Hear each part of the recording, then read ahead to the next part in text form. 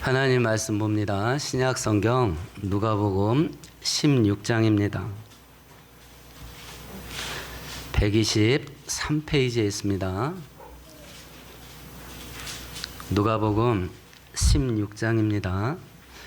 19절에서 31절까지 한 절씩 교독합니다. 한 부자가 있어 자색옷과 고운 베옷을 입고 날마다 호화롭게 즐기더라.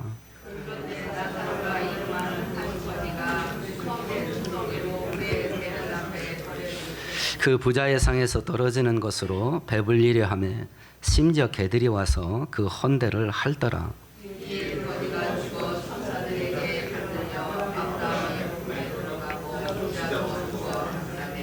그가 음부에서 고통 중에 눈을 들어 멀리 아브라함과 그의 품에 있는 나사로를 보고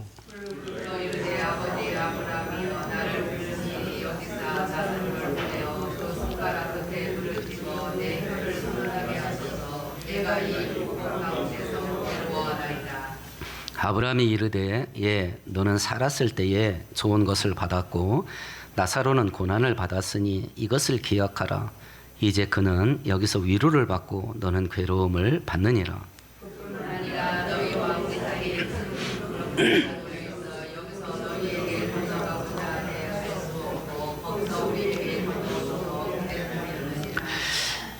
이르되 그러면 아버지여 구하노니 나사로를 내 아버지 집에 보내소서.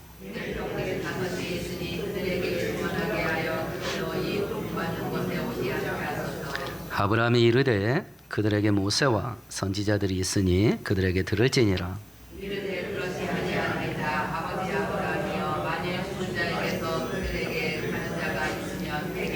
함께합니다. 이르되 모세와 선지자들에게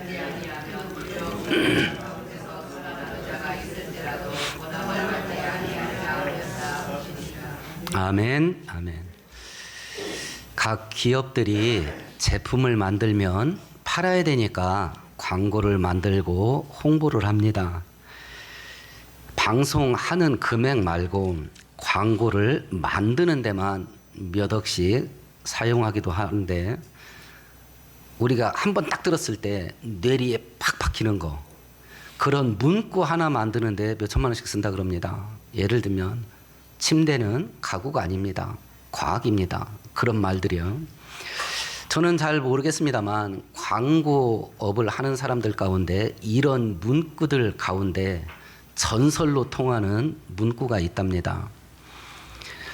LG그룹의 전신이었던 금성사라고 하는 회사가 있었습니다. 그 회사가 만든 광고 문구인데 한 순간의 선택이 10년을 좌우합니다. 40대 이상 되면 다 알 거래요. 1981년도에 만들었고요. 이것 때문에 금성사 가전제품 매출이요, 천문학적인 숫자로 올라갔다 그래요. 지금도 광고하는 사람들한테는 이 문구가 전설로 통한답니다. 그래서 이 문구가 지금은 변형돼서 순간의 선택이 평생을 좌우합니다 라는 말로 변형돼서 사용되기도 하는데, 가전제품 하나 선택해도 평생이 좌우된답니다. 그러면 우리가 생각을 한번 해보십시다. 진짜 우리 인생을 결정하는 게 뭘까? 진짜 우리 인생을 결정하는 게 뭘까? 보통은요, 우리 인생을 결정하게 하는 게 뭘까 할 때 대학부터 시작하는 게 보통입니다. 어느 대학을 가냐에 따라서 그 사람 인생이 결정됩니다. 결혼을 어떻게 하냐에 따라서 인생이 결정될 수도 있겠고요. 직장을 어디로 가냐라고 하는 것으로 인생이 결정될 겁니다. 아마도 한국에서는 대학, 생업, 직장이든지 사업이든지 그리고 결혼, 이 세 가지가 사람의 인생을 결정짓는데 중요한 요소라 그렇게 여겨질 겁니다. 인터넷에 떠도는 유머 하나를 읽고 제가 배꼽을 잡은 적이 있습니다. 요즘 청년들의 그 생각을 아주 잘 표현한 재밌는 이야기인 것 같아요. 이 청년이 하나님께 소원 좀 이뤄달라고 계속 기도를 합니다. 하나님께서 이 청년한테 나타나셔서 그러면 하나만 말해봐라. 하나만, 딱 하나만 말해봐라 이랬습니다. 그 다음부터 머리가 복잡해지기 시작합니다. 하나만 말하라니까 막 머리가 꼬이기 시작합니다. 돈도 있었으면 좋겠습니다. 예쁜 여자하고 결혼됐으면 좋겠습니다. 근데 하나만 말하래. 그래서 이 청년이 꾀를 냈습니다. 돈, 여자, 결혼 이걸 빠르게 말하자. 한 단어처럼 한 단어처럼 빠르게 말하자. 그래서 하나님한테 돈, 여자, 결혼 이랬습니다. 그래서 하나님이 소원을 들어줬습니다. 돈 여자하고 결혼을 했습니다. 돈 여자가 어떤 여자인지 아시죠? 미친 여자하고 결혼했답니다. 미친 여자하고. 그러니까 이런 우스갯소리가 나오는 이유가 뭐냐? 적어도 한국 사람들 마음 속에 우리 인생을 결정하는 것들이 이거다라고 생각하는 것들입니다. 이게. 오늘 성경은 우리들에게 우리 인생을 결정하는 거 그게 뭐냐를 설명한 것이 오늘 본문이에요. 오늘 성경을 살펴볼 때에 우리 인생을 결정하는 게 무언지를 우리가 바로 알고 그것을 선택하는 우리 모두가 되기를 축원드리겠습니다. 하나님께서 우리 인생을 결정짓게 만드는 것이 무언지를 설명하기 위해서 두 사람의 극단적인 인생을 사는 두 사람을 등장시켜서 이야기를 꾸며가는데 한 사람의 부자와 한 사람의 거지입니다. 여기서 나타나는 부자가 살아있을 때 어떻게 사는가 보십시다. 19절 같이 읽어봅니다. 한 부자가 있어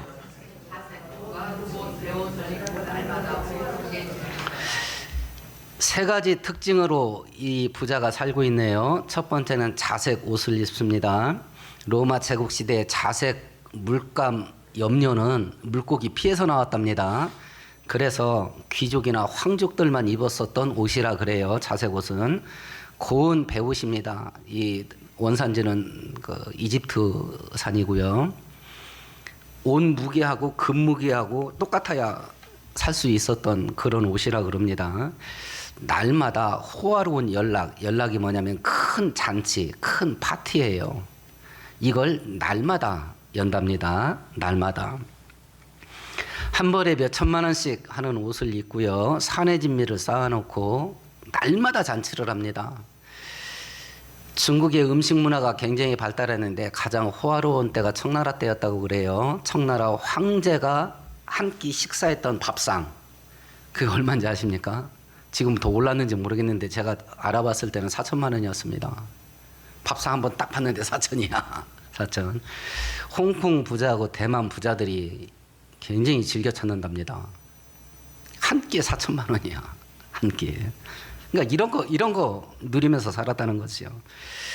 전에 사우디의 국왕이었던 그 파드 국왕이라는 분이 한번 휴가를 스페인에 있는 바닷가에 있는 작은 휴양 도시로 휴가를 갔는데 한 달간 수행원을 3,000명 데려왔답니다.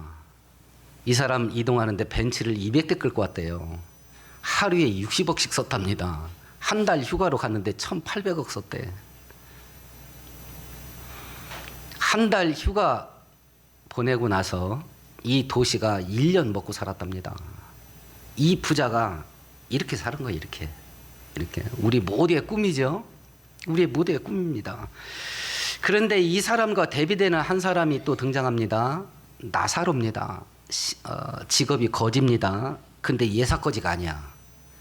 거지인데 아주 상거지야. 최악의 거지. 20절 21절 같이 읽어봅니다. 그런데 나사로라 이름하는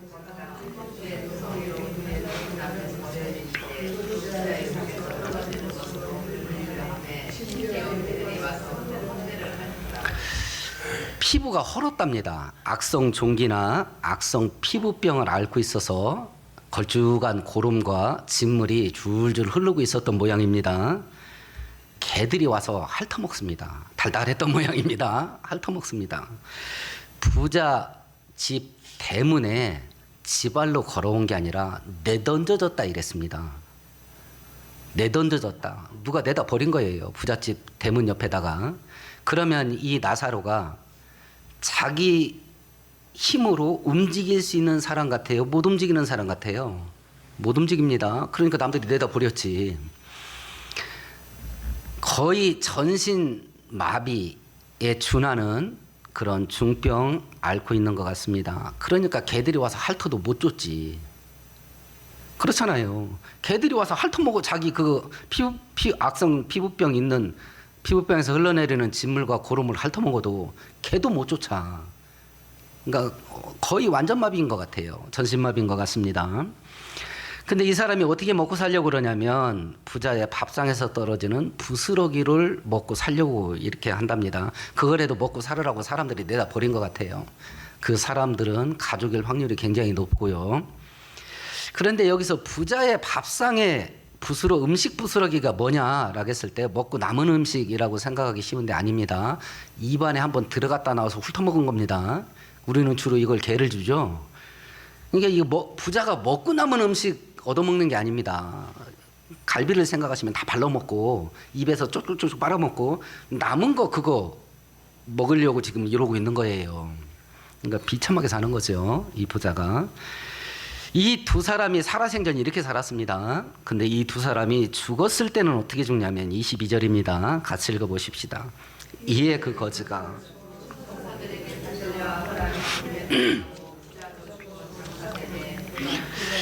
부자가 죽었습니다. 근데 부자는 어떤 행사를 치르죠? 죽은 다음에 장례가 치러졌습니다. 이렇게 잘 사는 부자가 죽었을 때 장례가 얼만큼 호화로웠을까요? 우리나라 수의 중에 제일 비싼 거 어디 건지 아세요? 안동에서 그 삼배로 만든 소위 말하는 안동포입니다. 오래전에 안동에서 특산품으로 금도금을 한 황금 수의를 100벌을 특별 한정판으로 제작해서 판 적이 있어요. 한 벌당 4천만 원이었습니다. 그게 판매된다 시작 딱 했습니다. 순식간에 매진됐답니다. 한 벌에 4천만 원짜리 수의인데 순식간에 매진됐대. 순식간에. 아마 이런 거 입고 죽었을지도 모르겠습니다. 장례를 치렀을지도 모르겠습니다. 근데 거지 나사로가 죽었을 때는 어떻게 돼 있나요? 그냥 죽었답니다. 그럼 나사로는 장례가 있었어요, 없었어요? 장례도 없는 거예요. 살았을 때도 비참하게 살았는데 죽어서도 장례도 없어. 성경에 읽어보면 하나님이 이스라엘 백성들을 저주하고 심판할 때 쓰는 여러 가지 전문 용어들이 있어요. 하늘은 노시 되고 땅은 철이 되고 이슬과 비가 사라지고 이런 문구들. 그리고 너희들은 들에 버려지게 돼서 너희들의 시체를 하늘의 새와 들짐승들이 뜯어먹게 될 거다. 장례 치름을 받지 못하는 거, 이건 성경에서 말하는 저주 중에 하나예요. 근데 이 나사로가요, 죽었는데 장례가 없어. 아마 그냥 둘둘 말아서 내다 버렸는 것 같습니다. 장례도 없어. 죽어서도 비참해. 아마 사람들이 나사로가 죽었을 때 아휴 맞아 저렇게 사느니 차라리 죽는 게 나아 이랬을 겁니다. 이랬을 겁니다. 이 사건을 놓고 성경이 우리들에게 말하려고 하는 내용이 있습니다. 첫 번째, 모든 인간은 죽는다. 이걸 말하는 겁니다. 모든 인간은 죽는다. 그리고 땅에서 어떤 것을 갖고 있든지 간에 죽음 이후의 세계에 영향력을 미치지 못한다. 모든 사람은 죽는다. 두 번째는 천국과 지옥은 진짜 있다. 진짜 있다. 이걸 말하는 겁니다. 이것을 사람이 귀하게 여기는 것과 하나님이 귀하게 여기는 것이 다르다. 사람들은 이 부자가 평소에 누렸던 그 부귀영화를 기억할 겁니다. 삼성의 선대 회장이었던 이병철 회장이 죽은 지가 언제입니까? 근데 지금까지도 이병철 회장이 삼성을 키워가는 과정, 그의 경영차 이런 것들이 방송으로 책으로 막 계속 이어집니다. 그걸 기억해. 근데 부자 이름을 성경이 기록하나요, 안 하나요? 부자는 이름이 없습니다. 한 부자예요. 다시 말해서 하나님은 관심도 없어요. 이렇게 비참하게 살았던 나사로는요, 이름이 있어요. 나사로예요. 하나님은 나사로를 기억해요. 나사로를. 모든 사람들이 기억하는 부자는요, 하나님이 기억도 안 해요. 이름도 없습니다. 근데 모든 사람들이 저 인간은 저주받았나 봐. 그렇게 살았던 이 거지는 하나님이 이름을 기억합니다. 나사로예요. 나사로. 하나님이 우리 이름 하나하나를 내가 너의 이름을 내 손바닥에 새기고 보호하고 지킨다 라고 하는 이사야 선지자의 약속의 말씀을 확신하고 믿으세요. 이 사람들이 죽은 후에 어떻게 운명이 갈라지는가 하는 걸 보십시다. 먼저 부자의 모습입니다. 같이 읽어 23절 24절 같이 읽어 보십시다. 그가 음부에서 고통 중에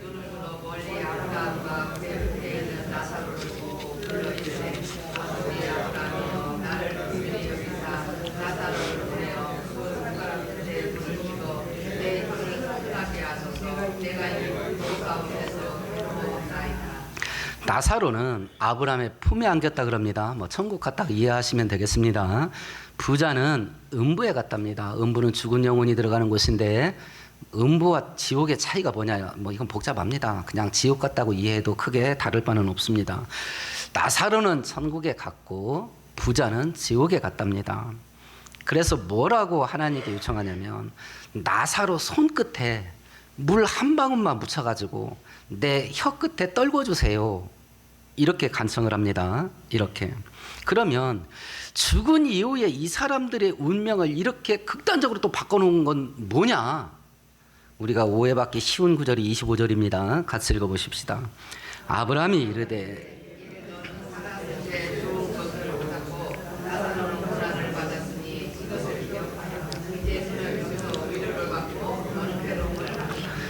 (25절만) 딸랑 떼놓고 생각하면요, 나사로는 땅에서 살 때 생고생하고 살았으니까 천국 가서 편히 쉬고 살아야 되고, 너는 땅에서 호의호식 했으니까 좀 고생 좀 해라, 이런 구절 같습니다.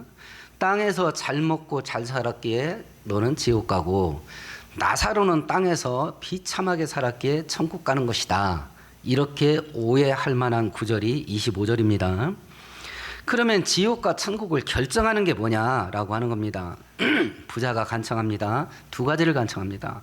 첫 번째는 나사로 손끝에 물 한 방울만 내 혀 끝에 떨궈주세요 라고 아브라함에게 간청을 합니다. 거절당합니다. 지옥은요, 하나님의 모든 자비가 사라집니다. 오직 심판만 남아 있습니다. 물 한 방울 얻어먹는 자비도 지옥에서는 허락 안 됩니다. 무서운 줄을 아셔야 돼요. 우리가 지옥이 얼마나 무서운가. 그래서 하나님의 자비와 긍휼을 받을 때는 살아있는 지금밖에 없어요. 우리 살아있을 때 은혜 받아야 됩니다. 살아있을 때. 에베소서 5장 16절에 세월을 아끼라 때가 악하니라 이렇게 되어 있습니다. 이걸 천주교에서 사용하는 공동번역은 이렇게 번역을 했습니다. 이 시대는 악합니다. 그러니 여러분에게 주어진 기회를 잘 살리세요. 공동번역이 이해되기 더 쉽게 번역된 것 같습니다. 고린도후서 6장 2절은 바울 사도가 이런 말을 합니다. 보라 지금은 은혜 받을 때요, 보라 지금은 구원의 때로다. 지금밖에 기회가 없어. 지금밖에. 지옥에서는 물 한 방울 얻어먹는 자비도 사라집니다. 그것도 없어. 그것도. 그러니까 살아있을 때밖에 기회가 없어. 살아있을 때밖에. 두 번째 간청을 합니다. 그러면 나사로를 살려서 땅으로 보내셔서 내가 지금 내 형제가 5명이 지금 남아있는데 지옥이 있다고 경고 좀 해줘서 이곳에 오지 않게 좀 해주라, 이렇게 부탁을 합니다. 근데 그것도 거절당하는데 아브라함이 그 이유를 이렇게 설명합니다. 29절 30절 같이 읽어봅니다. 아브라함이 이르되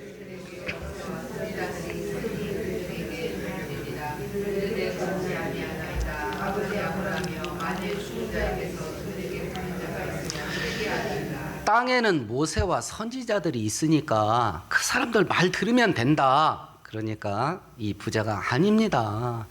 죽은 자가 살아나가서 지옥이 있다고 경고해주면 들을 겁니다. 그러니까 아브라함이 31절에 무슨 소리냐, 모세와 선지자들 말 안 듣는 자는 죽은 자가 살아나서 얘기해도 말 안 듣는다, 이렇게 거절을 합니다. 자, 그러면 이 이야기들을 놓고 우리가 생각해 보십시다. 부자가 지옥 가고 나사로가 천국 가게 된 결정적인 이유가 뭐냐? 25절이냐? 부자는 부귀영화 누려서 지옥 가고 나사로는 비참하게 살아서 천국 간 거냐? 아닙니다. 나사로는 그렇게 비참하게 살면서도 모세와 선지자들의 말을 믿고 순종한 거예요. 이해되시죠? 뭔 소린지. 25절 때문이 아니에요. 나사로는 그렇게 비참하게 산, 개들이 와서 자기를 핥아먹는데도 쫓을 기력이 없어. 몸을 움직일 수가 없어. 남들이 한번 후루룩 쭉쭉쭉 이렇게 빨아먹은 음식을 먹고 사는데도 그렇게 살면서도 모세와 선지자들이 전한 말을 듣고 믿고 순종한 거예요. 그래서 천국 간 겁니다.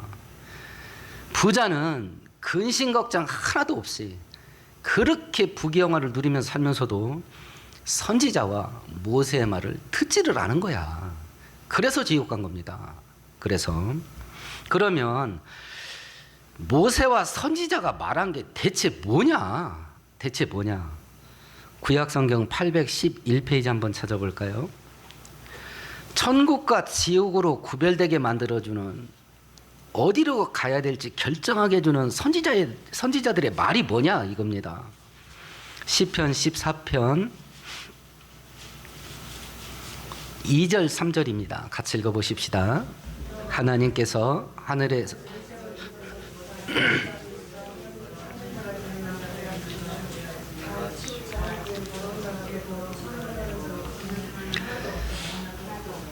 모세와 선지자가 말하는 첫 번째는 모든 인간은 죄인이다. 그래서 로마서 3장에서도 모든 사람이 죄를 범하였음에 하나님의 영광에 이르지 못하였더라. 모든 사람은 죄인이다. 두 번째, 죄인은 심판을 받을 수밖에 없다.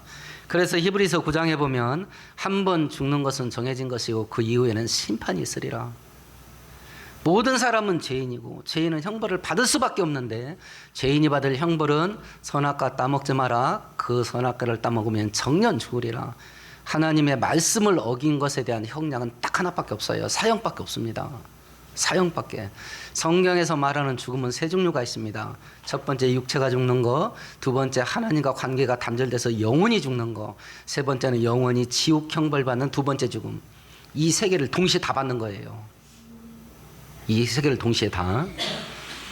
그러면 이 죽음의 형벌을 어떻게 할 거냐? 신약성경 146페이지 펴보십시다.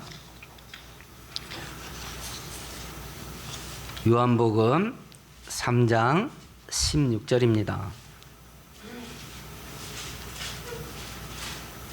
함께 읽습니다. 하나님이 세상을 이처럼 사랑하사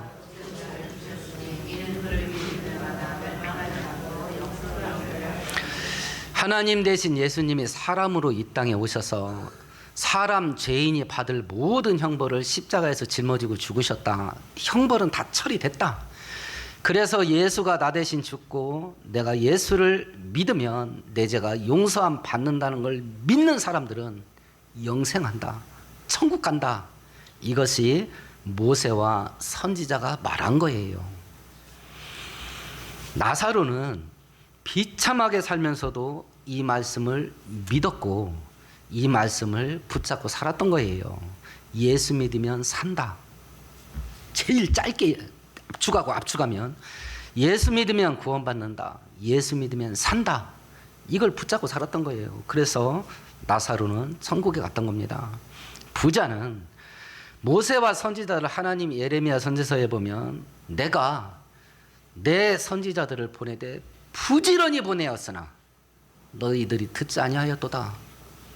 죽을 때까지 안 들어. 기어이 죽어가지고 지옥 가기로 결심한 것처럼 살다가 지옥 가. 그게 현대인들이라는 거예요. 그러니까 부자가 지옥 간 건 이 땅에서 부귀영화 누려서가 아니에요. 그렇게 편하게 살면서도 모세와 선지자를 통해서 했던 하나님의 말씀을 듣지를 않아. 그래서 지옥 간 거거든요. 그래서 그런 의미에서 하나님이 주시는 최고의 축복이 뭐냐? 우리를 천국 데려가는 거예요. 이게 최고의 축복이에요. 이것이. 그럼 하나님 앞에서 도저히 용서받지 못할 죄가 뭐냐? 안중근 의사가 아니 세종대왕이 천국 가요, 지옥 가요? 이순신 장군이 천국 가요, 지옥 가요? 모든 선행, 사형수의 선행이 있습니다. 사형 선고 받았습니다. 이제 언제 죽을지 몰라요. 그러니까 가족들이 그냥 죽기 전에 편하게 살아라 해서 돈도 넣어주고 좋은 옷도 넣어주고 그리고 뭐 생활 필수품도 넣어줍니다. 사형수가 그거 모았다가 뭐하냐, 언제 죽을지 모르는데, 그래서 같은 깜빵 있는 동료들과 나누어 썼습니다. 워렌 버핏이 기부하는 1년에 몇 조씩 기부하죠. 많은 재벌들이 몇 조씩 기부, 몇 천억씩 기부를 합니다. 사형수의 선행이에요. 사형수의 선행. 그 선행으로 사형을 면제받지 못합니다. 사형을 면제받지 못해요. 사형수의 선행입니다. 사형수가 살 수 있는 길은 오직 하나밖에 없어요. 대통령 특별 사면권이 있죠. 왕이 사면하면 됩니다. 왕이 사면하면. 만왕의 왕 대신 예수가 사면하면 됩니다. 근데 그 제사면을 누구한테 선고를 하냐면 예수를 믿는 자들에게 선고해요. 이것이 우리의 운명을 결정하는 유일한 거예요. 예수를 믿냐, 예수를 믿지 않냐. 순간의 선택이 영혼을 좌우합니다. 평생 좌우하는 정도가 아닙니다. 순간의 선택이 영혼을 좌우합니다. 근데 이 선택은 우리가 코로 숨쉬는 살아있는 순간밖에 할 수가 없어. 할 수가 없어. 그럼 사람들이 원하는 게 뭐냐? 우리 19절을 한번 같이 읽어볼까요? 오늘 본문 19절 같이 읽습니다. 한 부자가 있어.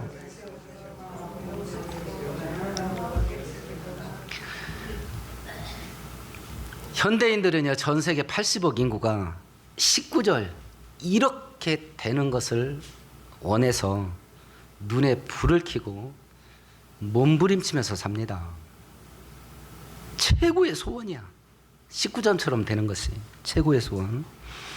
돈 많이 벌어 부자 되고 성공하고 출세하는 거, 그리고 편하고 재밌고 즐기면서 사는 거. 자본가들과 이 기업가들이요, 자기들이 돈을 벌려면 우리들이 소비를 해야 됩니다. 그렇죠? 우리들이 소비를 해야 지들이 돈 벌어. 그러면 자기들이 갖고 있는 힘, 권력, 돈, 기술, 이걸 사용해 가지고 어떻게든지 대다수의 80억의 사람들이 어떤 활동에 미친 듯이 몰입하게 만들겠어요? 소비. 이게 자본주의 정체예요. 우리는 평생 일하고 평생 소비합니다. 평생 노동기계로 살아요. 평생 소비 기계로 삽니다. 미친 듯이 소비해. 근데 이런 자본과 기업가들의 이런 뒤에 있는 이 사악한 술수에 우리가 말려서 그렇게 된다, 이걸 몰라. 내가 하고 싶어서 미친 듯이 해. 그게 광고 홍보의 그 교묘함이에요. 교묘함이에요. 이 시대에 사는 청년들이 여기 다 말렸어요. 청년들이 미친 듯이 삽니다. 율로족 알잖아요. 인생 한 번뿐인 거 별거 있어. 재밌게 살자고 미친 듯이 소비합니다. 돈이 없냐? 카드가 있잖아. 카드도 부담되냐? 그럼 일시불로 하지 말고 할부로 해봐. 할부도 부담돼? 내 귀에다 속삭입니다. 너는 특혜를 줄게. 무이자로 줄게. 이러면 뒤집어지네. 미친 듯이 소비해. 탕진잼이라는 말도 있더라고요. 네, 얘네들이 미친 것 같아. 탕진잼. 재미 뭐냐면 재미의 약자야. 가진 걸 다 탕진하는 재미로 산대. 으아, 진짜 머리에 총 맞은 것 같아요. 가진 걸 탕진하는 재미로 살겠대. 이게 이 시대의 정신이에요. 그게 19절이라. 다른 사람이 하는데 내가 할 형편이 안 돼. 그러면 빚을 내서라도 해. 빚을 내서라도. 그러니까 지금 이 시대 80억 인구가 19절로 막 몰빵을 하는 겁니다. 부자처럼 살고 싶은데 돈이 없어. 그럼 빚을 내서라도 그렇게 살아. 빚을 내서라도. 그런데 성경은 이야기를 합니다. 누구든지 죽는다. 그리고 이 땅에서 어떻게 살았고 이 땅에서 무엇을 가지고 있느냐 하는 것이 죽은 이후의 생활에 어떤 영향도 미치지 못한다. 그것을 우리들에게 설명을 해요. 우리의 영원한 삶을 결정하는 건 뭐냐? 예수를 믿냐? 예수를 믿지 않냐? 바로 그거다. 바로 그거.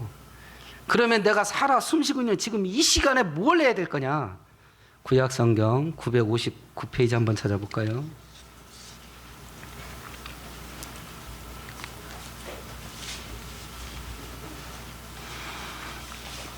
959페이지입니다. 전도서 11장입니다.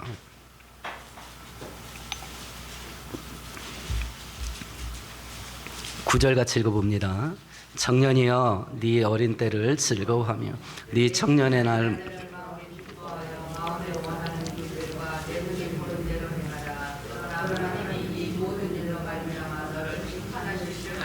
앞에 있는 말이요. 지금 청년들이 하는 겁니다. 성경이 말하면 청년들이야. 너 하고 싶은 거 있어? 너 하고 싶은 대로 해. 그런데 하나님이 심판하는 거 그건 기억하고 살아라. 이렇게 얘기를 했습니다. 지금 청년들은 지 하고 싶은 대로 못해서 절망입니다. 죽으려고 그래. 근데 성경은 경고를 합니다. 그래? 네 하고 싶은 대로 살아봐 그럼. 네 하고 싶은 대로 살아. 그건 네 선택이야. 그런데 하나님의 심판이 있다는 건 기억이나 하고 살아라. 어떤 때요? 청년 때. 지금 해야 됩니다. 지금. 얼마 전에 넥센이라는 게임 회사 김정주 창업 회장이 우울증으로 자살했다 합니다. 뭐 자기들 말이 그렇습니다. 근데 그 사람이 세상을 떠날 때 가지고 있었던 재산이 약 4조 원 됐다고 그럽니다. 야, 4억 원만 있어도 가슴에 맺힌 게 뻥 뚫릴 것 같구만. 아니 어떻게 4조를 가지고 우울증 걸리냐 그래. 제주도 좋죠. 아니 어떻게 4조를 가지고 우울증 걸립니까? 4억만 있어도 그냥 가슴이 뚫릴 것 같구만. 그러니까 4조 갖고도 안 돼. 안 되는 건 이 돈이 책임을 못 지는 우리 인생을. 우리가 그래서 지금 해야 될 것이 우리 인생을 영원한 결정을 하는 예수를 믿을 거냐 말 거냐 그걸 지금 선택해야 된다. 지금 4명의 사업가가 미국 우리에게 돈 버느라고 그동안 뼈 빠지게 일했으니까 우리 미국 여행 한번 가자. 사업 구상도 할 겸. 그래서 미국으로 여행을 갔습니다. 화려한 도시 야경을 볼 수 있게 제일 높은 호텔 꼭대기층 50층에 투숙을 했습니다. 시내 구경을 했습니다. 마치고 들어왔더니 엘리베이터가 고장이 났답니다. 그러니까 지배인이 와서 사과를 하고 송구하게 여기면서 로비 한켠에 칸막이를 해서 침대를 마련해 드릴 테니까 오늘 저녁만 여기서 주무시겠습니다. 이렇게 양해를 구했습니다. 그러니까 이 사업가들이 그냥 등산사만 올라갈라요. 그리고 올라갑니다. 1층서부터 10층까지는 그냥 올라갔습니다. 10층쯤 올라가니까 이제 막 숨이 차기 시작하고 헐떡거리기 시작합니다. 지루합니다. 그러니까 이 사람들이 야 우리 올라가면서 각자 한 파트씩 10층씩 맡아가지고 이야기를 하자. 10층에서 20층까지 올라가는 동안 재미있는 만화 영화 이야기를 하자 한 사람이 20층에서 30층까지는 재미있는 연애 이야기, 사랑 이야기를 하면서 올라가자. 30층에서 40층까지는 재미있는 액션 이야기, 막 이렇게 싸우고 막 이런 액션 영화 이야기 하면서 올라가자. 40층에서 50층까지는 가장 슬픈 이야기를 하면서 올라가자 해서 역할 분담을 했습니다. 그리고 이제 10층에서 20층 올라갔습니다. 20층에서 30층 올라갔습니다. 30층에서 40층 올라갔습니다. 이제 40층에서 50층까지 이야기를 맡은 마지막 사람이 이제 가장 슬픈 영화 이야기를 해야 됩니다. 근데 이 사람 진이 다 빠졌어. 너무 귀찮아. 그래서 야, 나 할 말 없다 이랬습니다. 그러니까 나머지 3사람이 뚜껑이 열려가지고 너는 여태까지 우리 얘기 듣고서 너는 네 순서에 말을 안 하면 어떡하냐 그랬더니 아 몰라. 그리고 기다시피해서 50층 올라갔습니다. 50층 마지막 계단에 발을 탁 올렸는데 슬픈 이야기를 할 사람이 야 생각났다. 가장 슬픈 이야기가 생각났다. 그게 뭔데? 그랬습니다. 우리 방 열쇠를 안 갖고 왔다. 우리 방 열쇠를 안 갖고 왔다. 지금 이 이야기는요, 우리가 사는 거하고 똑같습니다. 10대는 우리 만화 영화 보면서 삽니다. 20대는 사랑 영화 보고 삽니다. 30대는 직장 생업전선에 들어가서 전투하는 군인처럼 생존 경쟁 속에서 삽니다. 이제 40대부터는 명퇴당하기 시작을 합니다. 슬픈 세대입니다. 그렇게 하고 마지막 죽고 나서 천국의 문턱에서 열쇠를 안 갖고 왔다. 열쇠를 안 갖고 왔다. 이것처럼 슬픈 이야기가 어디 있습니까? 그게 나사로예요. 그게 부자예요. 그게 부자입니다. 마지막 천국 문턱에서 열쇠를 안 갖고 왔다. 천국문을 여는 유일한 열쇠는 예수입니다. 오늘 본문 생각하시면서 함께 통성으로 기도하십시다.